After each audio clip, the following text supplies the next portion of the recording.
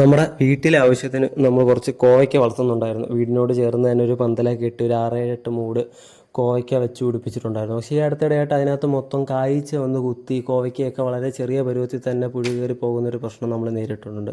അപ്പോൾ ഇന്ന് എന്തായാലും അതിനൊരു പരിഹാരം കണ്ടെത്താൻ വേണ്ടി ഞാൻ ഇറങ്ങി 1-2 പിടിച്ച് കൊല്ലുകയൊക്കെ ചെയ്തു. പക്ഷേ അത് പ്രായോഗികമല്ലാത്തതുകൊണ്ട് നമ്മളൊരു ഫിറമോൺ കെണി സംഘടിപ്പിക്കാമെന്ന് വിചാരിച്ചു.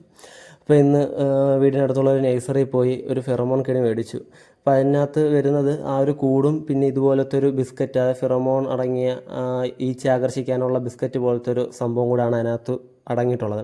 അപ്പോൾ നമ്മുടെ കെണിക്ക് മൊത്തത്തിൽ 115 രൂപയും ഈ ബിസ്ക്കറ്റ് പോലത്തെ സാധനത്തിന് 65 രൂപയാണ് വിലയായത്. അപ്പോൾ കെണി ഒരിക്കൽ മേടിച്ചാൽ നമുക്ക് 90 ദിവസം വരെയാണ് ഈ ബിസ്ക്കറ്റിൻ്റെ ആയുസ് അല്ലെങ്കിൽ അതിൻ്റെ എഫക്റ്റ് എന്ന് പറയുന്നത്. 90 ദിവസം കഴിയുമ്പോൾ നമ്മൾ പുതിയ ബിസ്ക്കറ്റ് മേടിച്ച് ഇട്ടാൽ മാത്രം മതി. പിന്നീട് 65 രൂപ വീതം ചിലവേ ഉള്ളൂ. അപ്പോൾ ഇത് ഒന്ന് സെറ്റ് ചെയ്തതിനെ പറ്റി ഒരു വീഡിയോ എടുക്കാമെന്ന് ചോദിച്ചു. അപ്പോൾ ഇതിനകത്തുള്ള ഈ ഒരു സംഭവത്തിലേക്ക് ബിസ്ക്കറ്റ് ഇറക്കി വെച്ചിട്ട് നമ്മൾ ആ കെണിക്കകത്ത് കൊണ്ട് ഫിറ്റ് ചെയ്ത് അവിടെ വെച്ച് തൂക്കിടേണ്ട ആവശ്യം മാത്രമേ ഉള്ളൂ. അപ്പോൾ ഈ സംഭവത്തിലേക്ക് ബിസ്ക്കറ്റ് ഇറക്കി വെച്ച് റെഡിയാക്കി വെക്കുന്നുണ്ട്.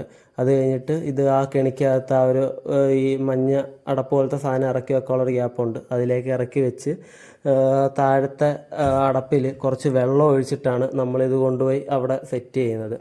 അപ്പോൾ എന്തായാലും സെറ്റ് ചെയ്തിട്ട് റിസൾട്ട് എങ്ങനെ ഉണ്ട് എന്നുള്ളതൊക്കെ ഇന്നങ്ങോട്ട് വെച്ചതേ ഉള്ളൂ. അപ്പോൾ റിസൾട്ട് എങ്ങനെ ഉണ്ട് എന്നുള്ളത് പുറമേ വരുന്ന വീഡിയോയിൽ ഞാൻ എന്തായാലും അറിയിക്കാം.